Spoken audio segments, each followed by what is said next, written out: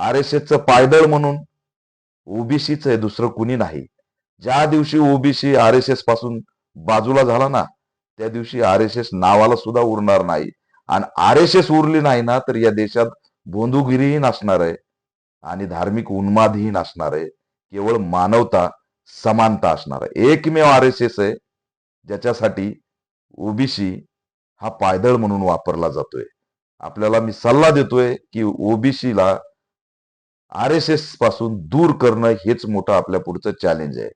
भोंदू अशोक खरात याचा लढा, सुषमाताई अंधारे, रुपालीताई ठोंबरे, तृप्तीताई देसाई, अनेक महिला लढतायत. महिलांवरील अत्याचाराच्या प्रकरणाचं हे प्रकरण आहे. त्याच्यामुळे मीडिया ट्रायल सुद्धा तेवढ्याच पुरती मर्यादित आहे आणि ती चांगल्या प्रकारे लढतायत. त्यांचं स्वागत केलं पाहिजे. पण या प्रसिद्धी झोतात सुद्धा माझा नंबर लागावा म्हणून मग आंतरवली सराटीकडे जायचं आणि माझा मित्रच काय याच्यात बोलत नाही म्हणून काहीतरी बाईट द्यायची, हे हास्यास्पद आहे.